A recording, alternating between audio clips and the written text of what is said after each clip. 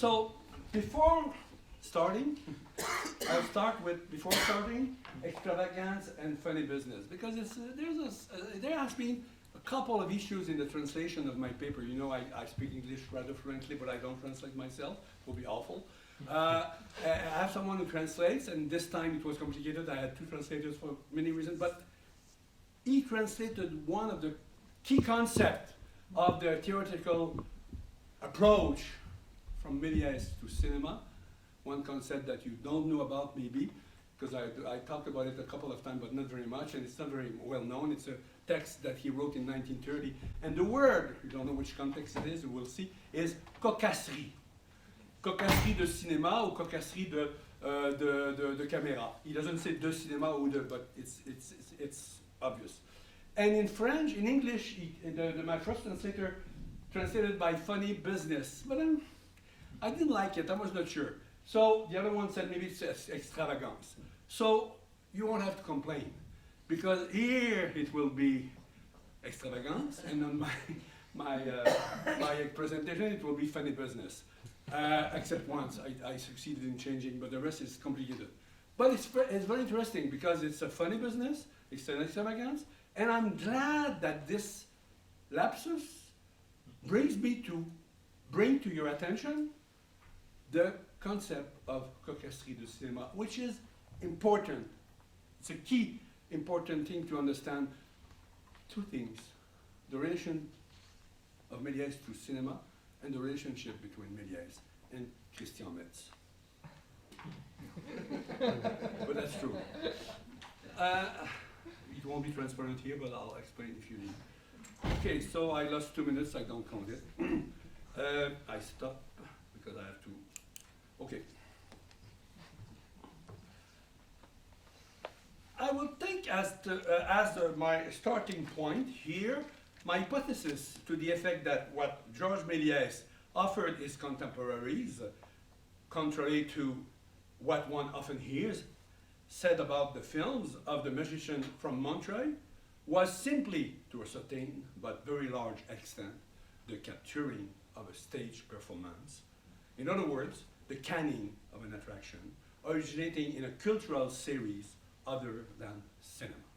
This is an astonishing conclusion, one that contradicts what I believed until just a decade ago. But I was led to this notion by the thoughts I presented at Cerisy in 2011 at the conference Méliès Carrefour des Attractions, where I suggested that the personal compositions Méliès staged in his studio were the same as those of the Robert Houdin Theater. In French it's more, but anyway. The reason I say this is an astonishing conclusion is that one might object, for example, that Méliès, just the same, took the trouble to shoot his numbers, his acts, not on a theater stage, but in a real studio, kind of, his famous Atelier de Pose. One could also object that in almost all of Méliès films, there is a constant, massive, and recurring presence of numerous trick effects using collage techniques, which are just the same, specific to cinema. Finally, one could object that Méliès, just the same, had recourse to a number of techniques which closely resemble certain basic principles of what would later be called film language, close-ups, kind of, découpage, montage, etc. In fact, what my hypothesis of 2011 said in the end is that Méliès films were essentially a remediation, a rather basic one, a sober, non-pretentious remediation, because Méliès films could finally, in a sense, be described as the mere reproduction on screen of a stage number or act. Meaning a continuation of an écronique nature, to employ Étienne Soureau's term in French, of a fundamentally scenic or stage performance. A continuation such as this, that's what remediation is thus carried out without any form of what Ricciotto Canudo called artistic interpretation. In 1908, Keynote, to whom we owe the expression the seventh art, as you know, gave the following opinion on early films. We must now ask whether the cinematograph is art. I say it is not yet art, because it lacks typical elements of selection, of artistic interpretation, very important concept, and not the copy of a subject, ensuring that photography will never be an art. What Keynote is underscoring here is, as I explained at Cerisy, the fact that film did not yet in those days demonstrate the presence of a specifically film language superstructure which could enable them to go beyond their status as a mere recording of what the camera was placed in front of. A film was still only the copy of a subject. Keynote tells us the subject in relation to which the filmmaker or camera operator had taken no creative distance, shall we say, which would be capable of raising cinema to the level of art and to confer on the agent producing or creating it some form of artistic status. Let's take an example. Méliès' first trick film, whose title is simply not Escamotage d'une dame, but rather, in fact, Escamotage d'une dame chez Robert Houdin. In English, it's The Vanishing Lady. Méliès thus revealed his true colors from the outset. What he was going to produce were Robert Houdin's films. The films he was going to make would be copies of subjects worthy of the theater whose fortunes he oversaw at 8 Boulevard des Italiens in Paris, a magic theater from which dramatic art was normally absent. And if Méliès did not add the remark at the Robert Houdin Theater as a suffix to every title in his catalogue, it was because, one may presume, he deemed such a thing needlessly redundant and repetitive. Thus, Méliès provided to us from the outset the key to his work, which is a manifesto in favor of what we today call remediation, as well as the key to fully and completely grasping the ins and outs of the category attraction package. To employ a term, Philippe Marion, a Belgian, I want to stress it, and I have been using for some time now. By this, we mean the way performances already predetermined, predefined, and performated in and by an extra-cinematic cultural series are imported into the cultural series animated pictures. This is also how Mario Slugan sees the matter when he writes the following about Escamotage d'une dame chez Robert Houdin, precisely, and another film of Méliès, Four Troublesome Heads, Un homme de tête, 1898, presented in an American star film catalog as one of the most marvelous tricks ever cinematographed. How the trick is accomplished is irrelevant for the structure of incredulity and absence of mandated imaginings. In other words, what it is important is that nobody believes that disappearance and reappearance actually take place, and that nobody is mandated to imagine anything. We could see the same even of a motion picture like Four Troublesome Heads. In Méliès takes his head appear again and again, and then proceeds to repeat the stunt 2 more times. Within such context, it would have been quite easy to see Four Troublesome Heads and similar motion pictures as a further development of tricks Théâtre Robert Houdin was already famous for. Ingenious, incredible, but by no means putting any mandated imaginings into play. To rephrase a derogatory term and put a positive spin on it, such moving pictures would have easily then be perceived as instances of canon magic theater. By introducing Four Troublesome Heads as one of the most marvelous tricks ever cinematographed, the author of the description quoted by Slugan made no distinction between a trick effect in the profilmic and one in its recording, as if it were simply a matter of transferring onto film. The tricks took place in front of the camera, and one only photographed or cinematographed them. And that's all. On stage, a magician, a monsieur or gentleman in the French version of the description, plays with his head, removes it, puts it on the table, and even multiplies it. The kinematograph is used to record or capture his performance, pure canon theater or filmed theater, to employ a revived expression because it is associated with the historiographical tradition, sadoimetry, etc. Denigrated today because it disapproved of early film due to its screening lack of cinematic specificity.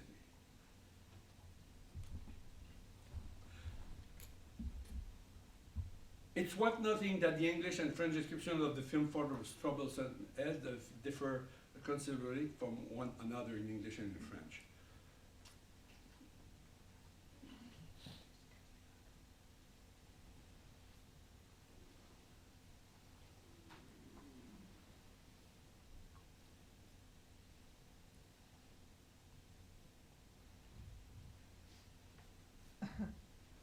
So, in four troubles.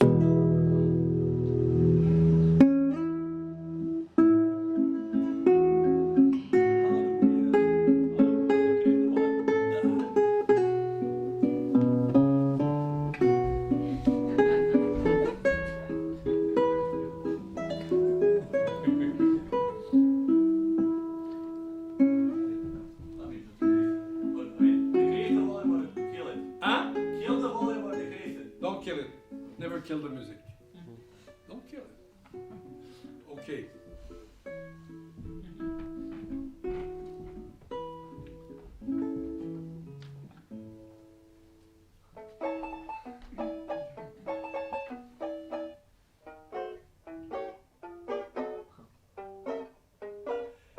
In four troublesome heads, Méliès relies literally, as you can see, he threw himself into the play of the attractional package, or at least lends himself to this play.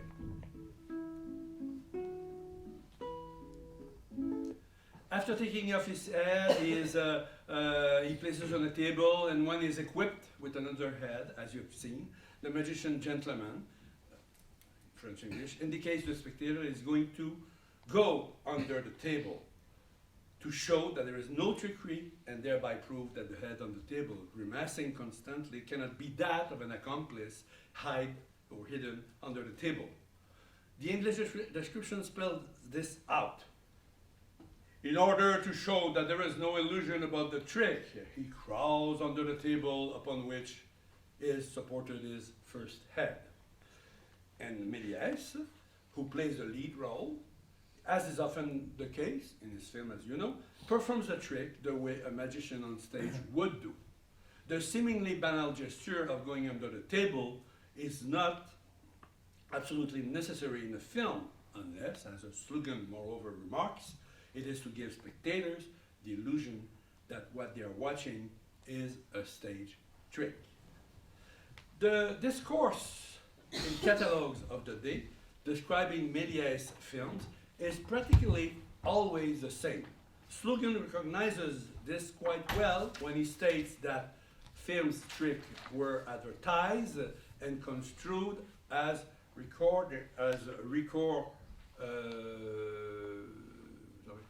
recordings, the word is recordings, of famous magic tricks performed in popular magic theater.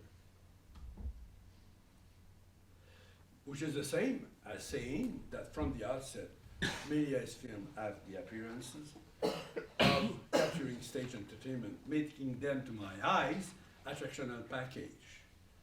On this basis,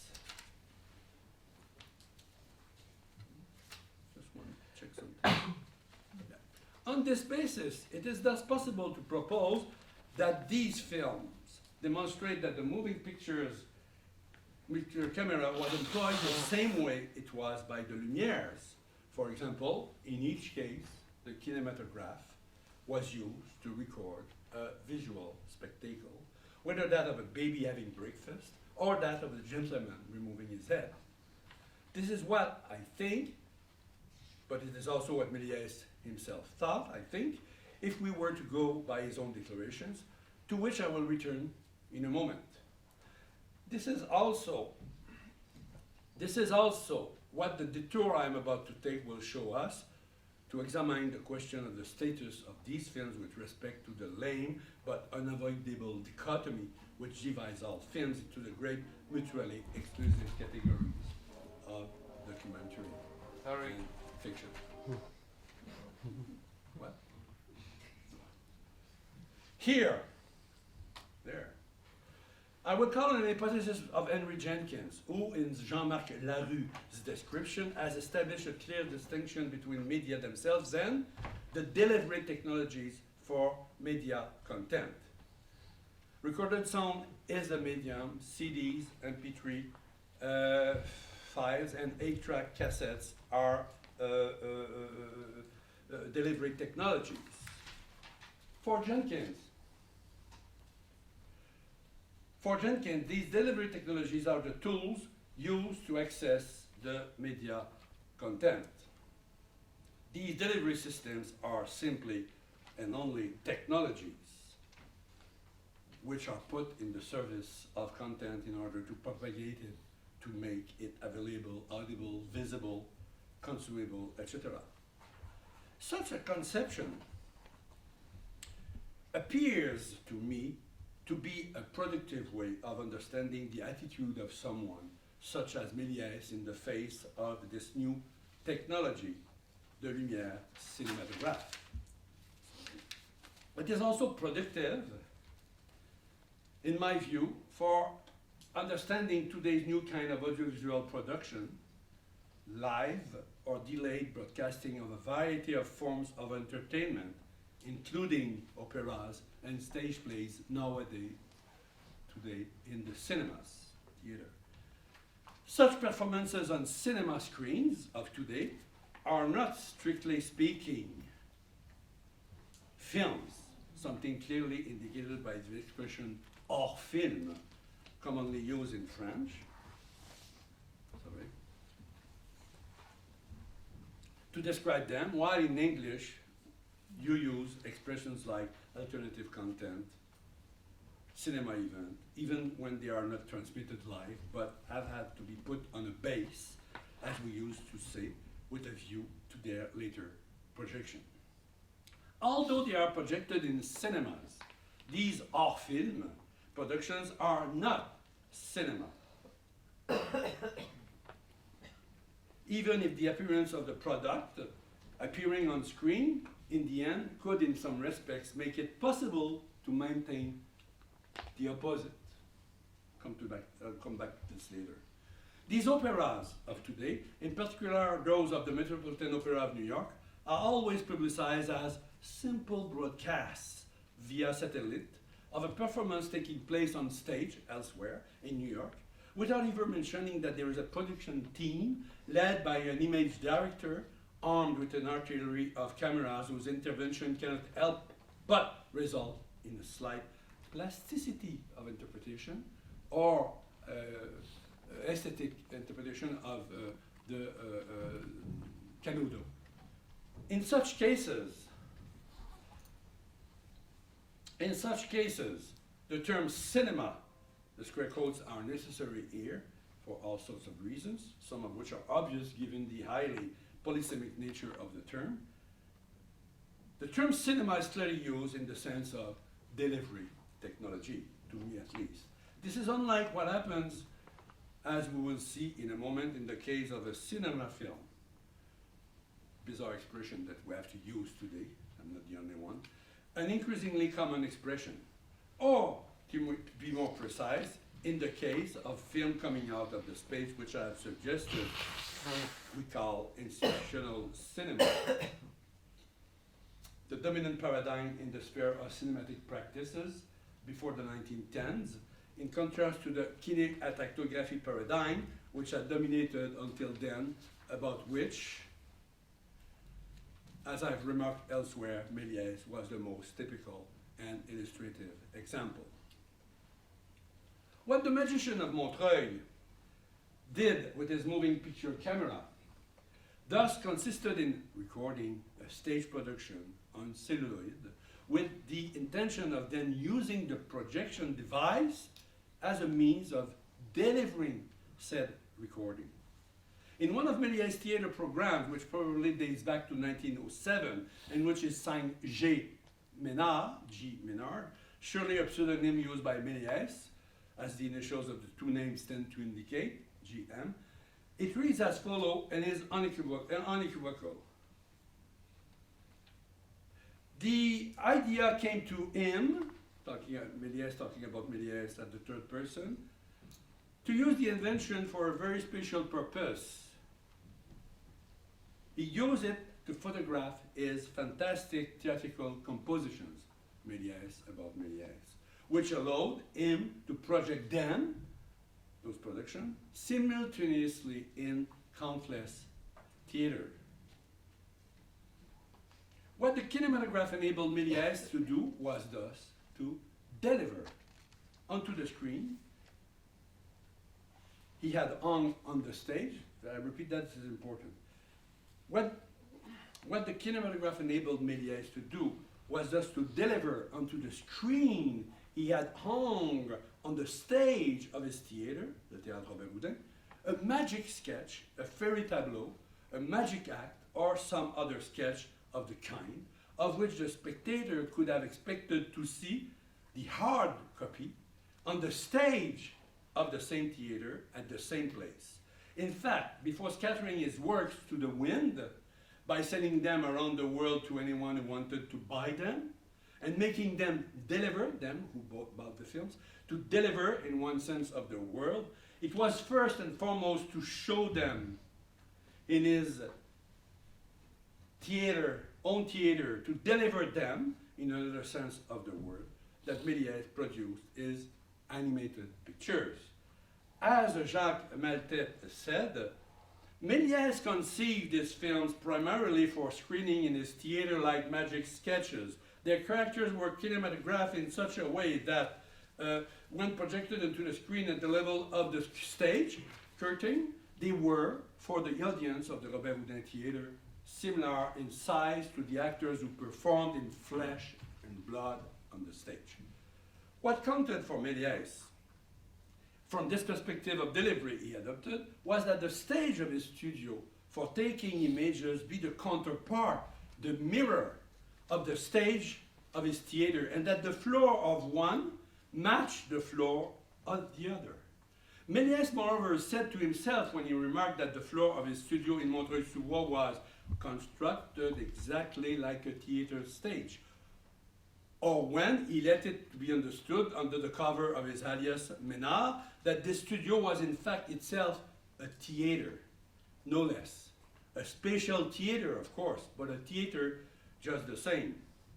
I cannot enter here into great detail and even less explain the secret and ingenious techniques created by Mr. Méliès, he's talking about himself, employed in his spatial theater in Montreuil-sous-Bois, where his pictures are made.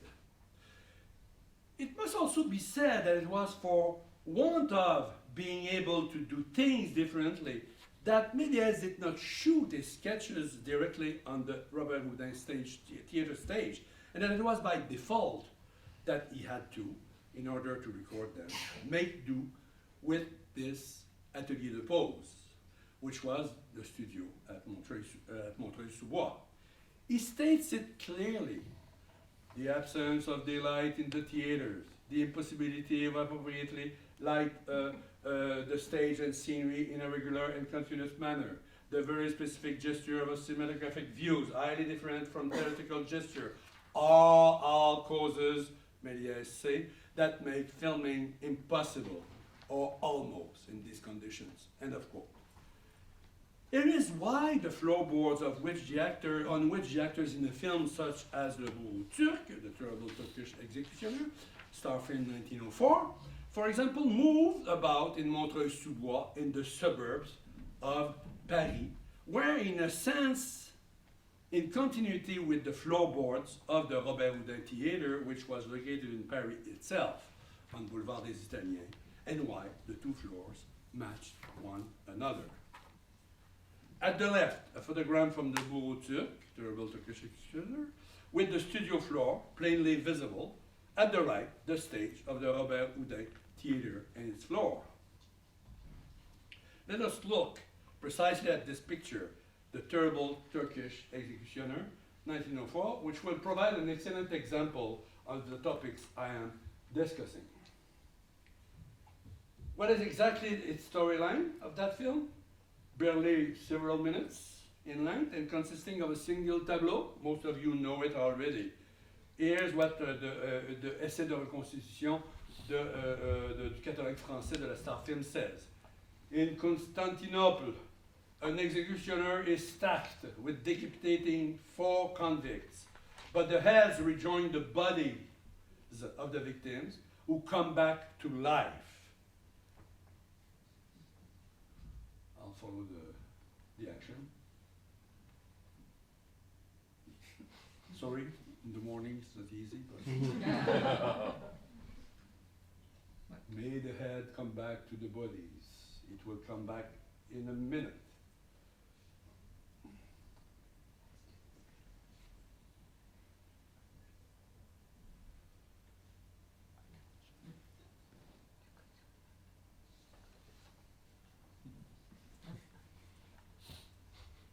So the heads rejoin the bodies of the victims who come back to life.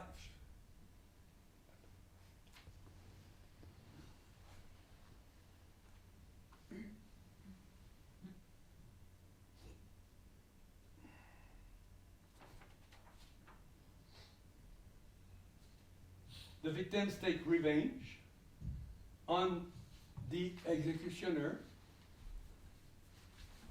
As you will see, they will cut him in 2 pieces. Sorry.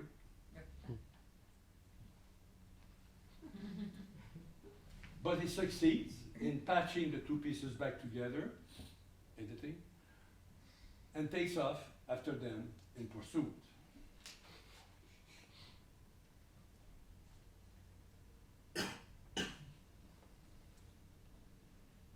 This is what I just read. The film's sole tableau, even though it is homo-frame, same frame, same framing, is nevertheless made up of fragments, because Méliès had to stop the camera during the shooting, splice the film, shooting was over, in order to carry out the trick of the decapitation. This tableau shows us a public space in the city of Constantinople, today Istanbul, or at least a representation of such a place, because it is a painted set on a backdrop where the executions will take place. We might imagine, for the sake of argument, that it is Sultanahmet Square, close to the imperial palace, and that the action dates back several centuries. Let's continue to use our imagination and suppose that we're now in Paris in 1890, 5 years before the Cinématographe Lumière, and 13 years before Méliès made the terrible Turkish executioner in late 1903. We are among the spectators in 1890 at the Théâtre Robert Houdin of a magic sketch mounted on the stage and on the Boulevard des Italiens, where the proprietor of this theater, Georges Méliès, would have staged the sketch, Le Bureau Turc, 13 years before, but on the stage. And the staging of the sketch quite closely would resemble that of the film that he would make 13 years later, same set, including the painted backdrop, but also, of course, with trick effects in the staging. Let's say that this sketch, why not, and it's normal for Méliès, bears the same title as the film, The Terrible Turkish Executioner. And now, if we were asked to give the name of the street located behind this square in Constantinople, shown here in 1890, on the backdrop hung at the back of the stage of the Robert Houdin on the Boulevard des Italiens in Paris, where the sketch is being acted out, we would say that it is not Al-Meidani Street in Istanbul, which in reality lies behind Sultanahmet Square, but the Passage de l'Opéra in Paris, next to the Boulevard des Italiens. And this would be exactly the same reply we would or we should have to give if we found ourselves 13 or 14 years later in 1904 watching the film version of the same subject being projected now on the on-stage screen of this same Robert Houdin theater. For unlike what the institution is in institutional cinema would succeed in doing with films arising out of its space, a film such as The Terrible Turkish Executioner does not exude a properly filmic diegesis. The diegesis offered to the spectator of a film such as this is a strictly theatrical one. It is a filmed diegesis more than it is a filmic one. The fiction is in the pro-filmic, not in the filmic. In the first case, what is being acted out before me on this fall evening in 1890 is an on-stage fiction, which will remain memorable for me, a member of the public who went to see magic sketches at the Robert Houdin Theater 5 years before the premiere of Lumière Cinematographe, that particular evening of fall 1890.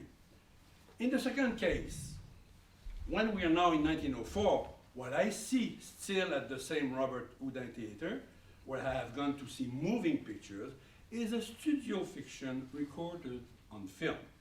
This is not a fiction engendered or generated by the film. Fiction, there you go, I've said the word. And of course, anyone who says fiction thinks necessarily of documentary, such that it would be advisable for me to propose the following without risking not being understood. There is a way of viewing things which makes it possible to maintain that The Terrible Turkish Executioner is the product of a filmic documentary recording of the theatrical fiction developed or énoncé, exhibited or recounted by the sketch. The idea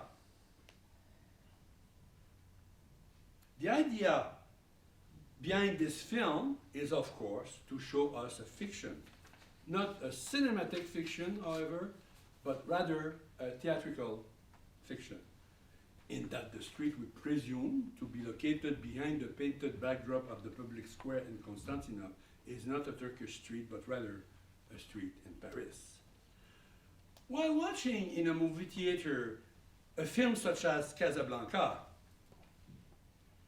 arising out of the space of an institution which distills for us different rules for reading the work than those in force at the time, we are on the contrary invited to imagine that the street located beyond the airport tarmac, where Rick and Ilsa said their farewells, is, let us say, a street on the edge of the old Casablanca airport in the Anfa district.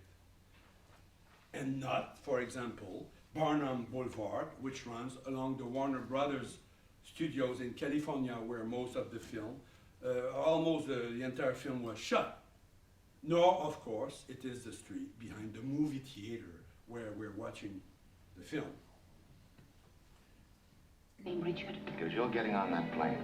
I don't understand. What about you? I'm staying here with him till the plane gets safely away. No, Richard, no. What has happened to you last night? Last night we said a great many things. You said I was to do the thinking for both of us. Well, I've done a lot of it since then. It all adds up to one thing. You're getting on that plane. The reason for this is that institutional cinema does not make use of this delivery technology aspect of the cinematic apparatus. The reason for this is that institutional cinema does not use the delivery technology the same way. It tends to go beyond this dimension, to transcend it,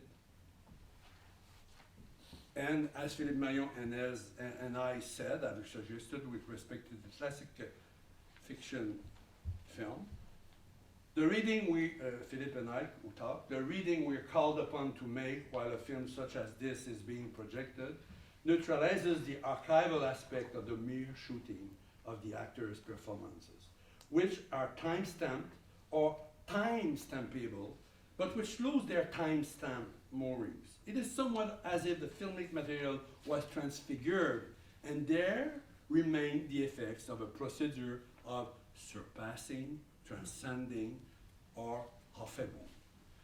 The filmic material thus undergoes something like a procedure of sublimation, or even profits from it, we might say, given that the living show, constituted by any acted performance, passes immediately from its recorded show state to that of a sublimated show.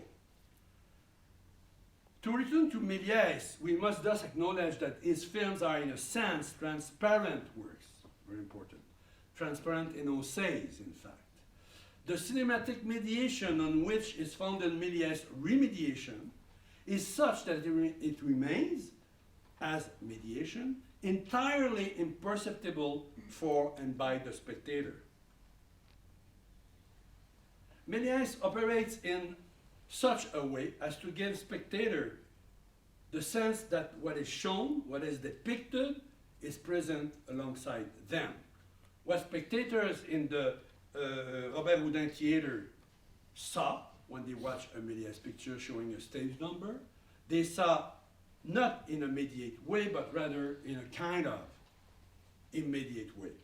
This is a glaring example of what Bolter and Grusing call immediacy, which characterizes every media as énoncé and emphasizes the content of the énoncé rather than the medium. Méliès' own statement, here comes the funny business, invite this interpretation. In 1930, for example, he exclaimed with respect to the cinema of the day, how can one not regret the too great importance that the camera operator has taken on in modern pictures? He should be only a good photographer, nothing more.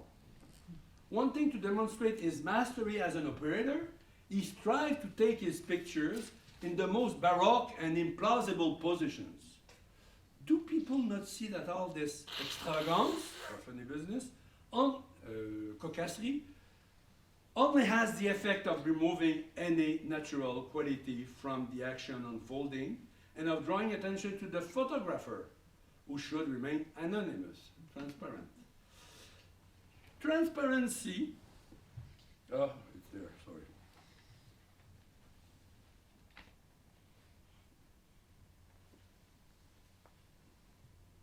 Funny business, extravagance is there. Transparency, and could we not say moreover that the transparency is documentary, kind of, in nature, is what Méliès sought to produce. For him, a film's fabrication should be carried out without the camera operators and editors imprinting the film with their personal stamp. One should avoid having the spectator think about the existence of the filmmaker's various associates or about the filmmaker himself, because the spectator is there, I quote, only to see what is shown to him on the screen. There it is. Just as the audience of a stage play is interested only what is shown by what is shown on stage. I quote Méliès, in the theater, is the spectator concerned with the stagehands, the director, the electricians, the prompter, the dressers, the stage manager? Obviously not. And they at least are not trying to draw attention to themselves as they work together to make sure the play goes off without a hitch. Why do the camera operators not do the same? If, as Jean-Marc Laru states, the window that is a web page connects only with other windows and never with three-dimensional reality, which would or could exist outside of that window,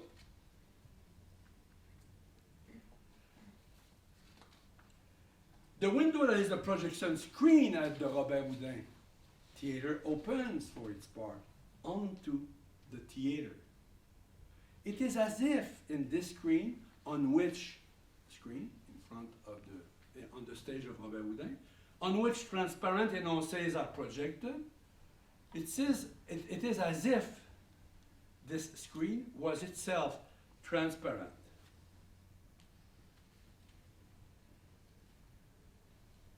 Transparent in the proper sense of the term. Transparent like a great gauze awning placed between the stage and the audience, and which would not be a screen in another sense of the word precisely. A transparent gauze through which the spectator could see the action unfolding in front of him, in front of the backdrop, behind the gauze, in front of this backdrop of a fake Constantinople. As if the canvas had been hung here, directly in front of me, at the back of the stage of the Robert Houdin Theatre in Paris, the backdrop, in Paris, and not in a studio in Montreuil-sous-Bois, about which I, as a spectator, know nothing. This is illustrated in the photomontage that I will show you, which is a photomontage that gives a sense of the matching effect between the floor of Méliès' studio in Montreuil and that of his theater in Paris. So this is kind of a supposed matching of the floor between the Studio de Montreuil and the Théâtre Robert Houdin. The desire for transparency could not be more apparent than in his pictures such as L'équilibre impossible, which put on film what in theater circles is known as the proscenium. Proscenium opening or something like that, which is with its sky pieces normally used to conceal the fly loft from the spectators, and its left and right leg drops normally used to conceal the wings, thereby pushing to the maximum the resemblance between the film image and the stage, the space of the stage.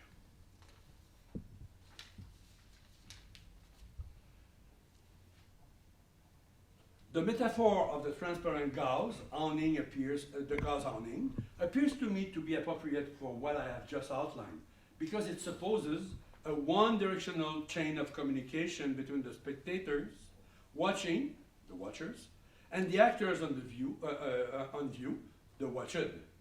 The transparent veil refracts nothing, absolutely nothing of what is in front of it on the side of the watchers, whom it invites to penetrate with their gaze so that they have only one thing in mind, or rather before their eyes, the watched.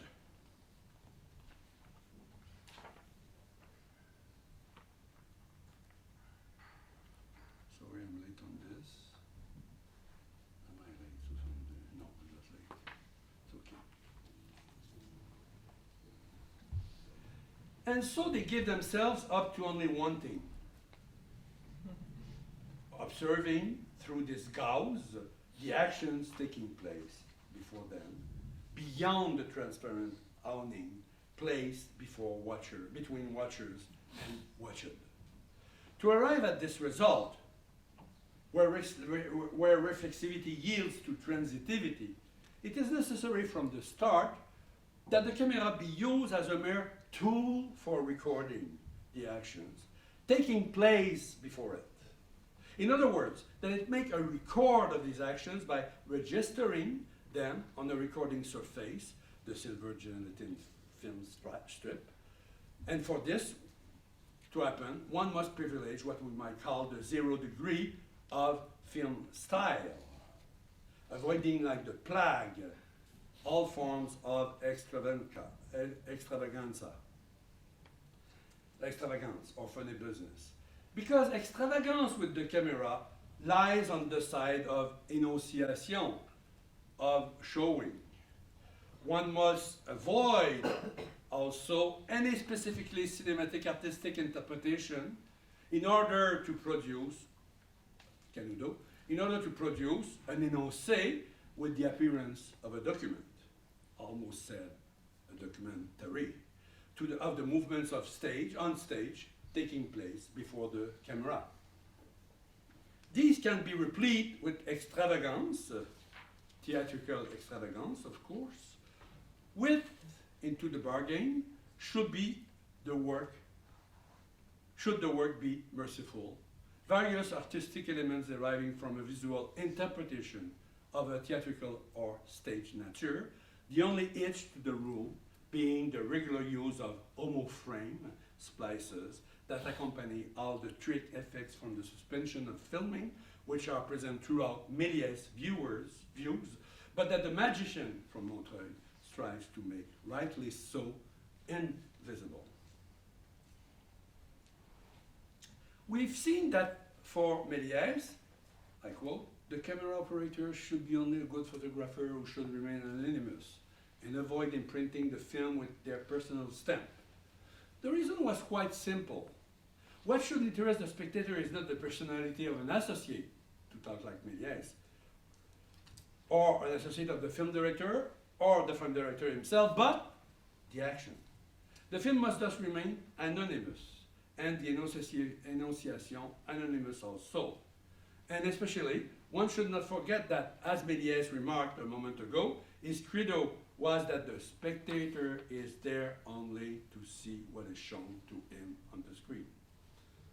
The camera only has to deliver information about what is happening in front of it, or about what the filmed agent experienced in front of it, without saying anything about what is happening behind it, or about what the filming agent experienced behind the camera during the film shoot. Funny business, or extravaganza, with the camera goes against this principle because it speaks to us about the filming agent. And by speaking to us in this way about what happened behind the camera, this extravagance or funny business is squarely situated on the side of enunciation, or hypermediacy, to speak like Bautering, not on the side of the much sought after transparency or immediacy. We must tell ourselves that in the end, this is due to the sole fact that Méliès put no stock in creating a filmic work. What interested him first and foremost was creating a pro-filmic work. His pro-filmic, which he set up, staged and edited in order to show it, already contained an autonomous, independent, complete, and finished work. The kinematograph did not need to take this work apart and put it back together, but rather only to register and relay it. This stage piece did not need the kinematograph to become a second time, a thing of beauty. It was already a work in a sense, and was already stamped with its own beauty. A beauty which demands that we respect at the very least its integrity, its textual integrity, shall we say. We thus find a confrontation between two autonomous cultural series, what we might call the magic sketch and the kinematograph, which is not yet cinema. This conflict has to be resolved, in Méliès' view, by respecting the specific role of each of the two cultural series. The work was created with the sketch series and was captured and delivered with the kinematographist series, as you can see there. Let's now come full circle and return to that hors-film category I mentioned earlier about the operas that are transmitted live in movie theaters nowadays. Before going further, let's say what one of the critics of the operatic institution says about one of these production, Alvorson. It's Christophus who says that Alvorson, which is the metteur en film, metteur en image, which is the filmer of the opera at the Met, not the only one, but one of them.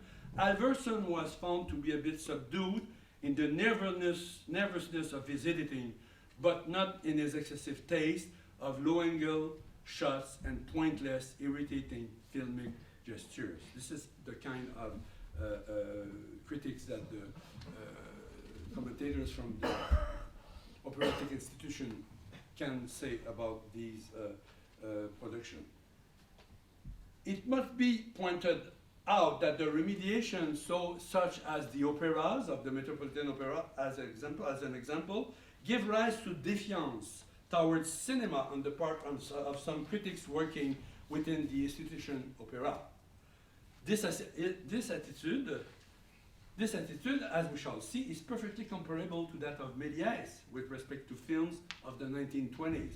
Don't forget, what Méliès thought when he talks about funny business, extravagance, is in 1930. He's talking about those films in these days, of his late days. And also, this attitude is comparable to his conception of a moving picture presenting a magic sketch. In any event, this attitude has the same foundation and arises out of the same kind of collision or confrontation between two autonomous cultural series.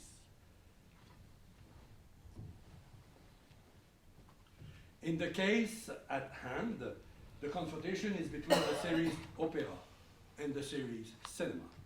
And what opera criticism seeks to defend is a kind of orthodoxy, a kind of integrity also. For these reasons, one must not let the cinema series cannibalize the opera series. An opera is an autonomous independent work, as I remarked above, which cinema should not have to redo, except, of course, in the case of an opera which will be truly made cinema.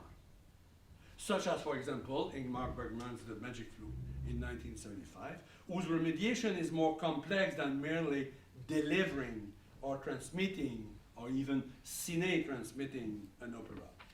This extreme form of remediation is what is known as an adaptation.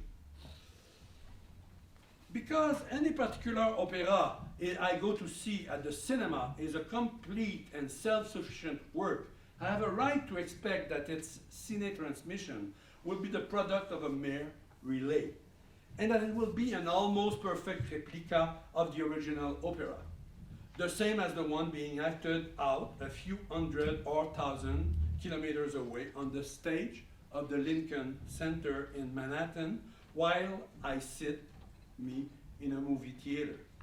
I could expect a strict copy of the original work, because it is obvious that to me that this opera, just like Méliès' sketches in his day, has absolutely no need of the kinematographic or of cinema to come out beautifully. And yet, this is not the case. The Met does not limit itself to an elementary remediation, a sober and unpretentious remediation, as I said earlier about that of Méliès. So the Met does not limit itself to an elementary remediation of the operas it delivers to the world's movie theaters. Instead, it asks those in charge of the capturing, restoring, Alvorson, to pass these operas through the cinematic mill by subjecting them to the process that is now fairly commonly called cinematizing. This process involves an artistic interpretation which some people find outrageous with respect to an opera one wishes simply to transmit, because it is said it departs from opera specificity because of the extensive extravagance with the camera accompanying it. And here is, by the way, what one critic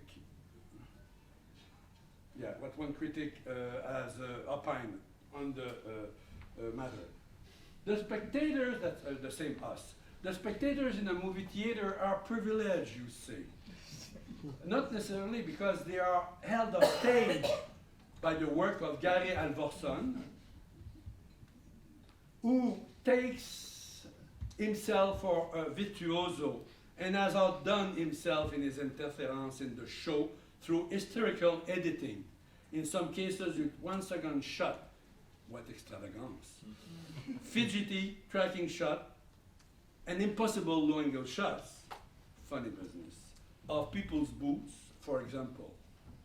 Have mercy, we would like to watch a calmly documented performance, not psychoanalyze the director. You'd think you were listening to Méliès' criticism of modern pictures, almost the same thing. What Christophe Huss, music critic from Le Devoir in Montreal, is complaining about here is that fact that the director of the capturing, Alvorson, has striven to take his pictures in the most baroque and implausible position, as Méliès could very well have prompted to say from the wings, that he had put forward the personality of an associate, Méliès again, his camera operator, thereby drawing attention to the photographer who should remain anonymous, as Méliès would have said.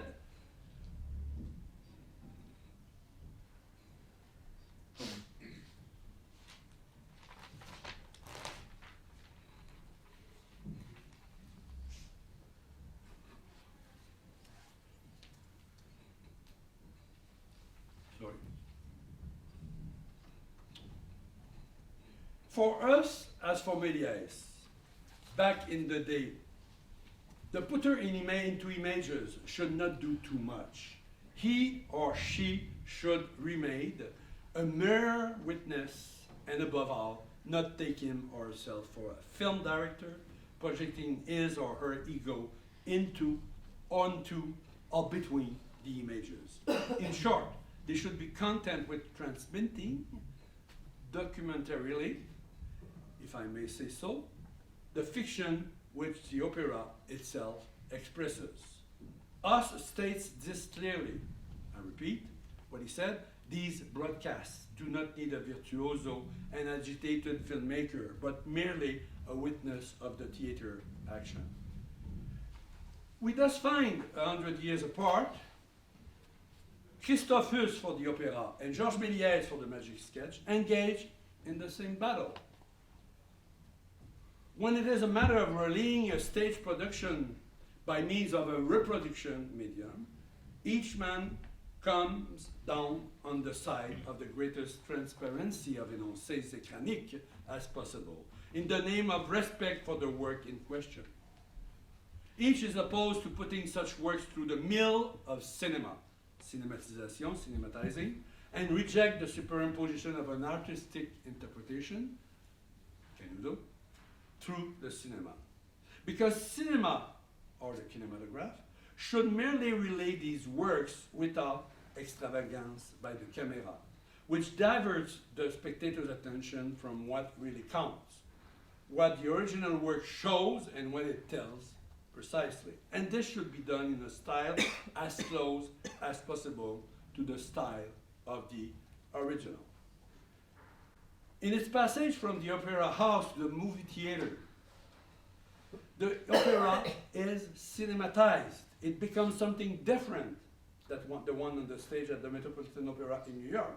And in a sense, it loses a part of its soul, of integrity as an opera. This cinematizing of operas, in order to broadcast them in movie theaters, is without any doubt the case of one cultural series contaminating another one. The cinematic virtuosity of the putter into image, a powerful and legitimate factor in cinema's or institutional cinema's identity, can thus seem completely pushed aside in the case of merely capturing and restoring a live opera, or more simply, of mediating it cinematically. As was the case with Méliès, about whom we can say in the end, and this is an enormous claim I'm quite aware, which shakes many of our certainties to their core. As was the case with Méliès, about whom we can say that in both his writing and his films, Méliès was opposed to cinema, or opposed in any event to institutional cinema. Like Christophe Huss, he was jealously defending his cultural series against the imperialism of cinema, against the subjugation of one cultural series by another. In the end, Huss and Méliès are against any kind of cinematizing of the products of the cultural series to which they belong. Thank you.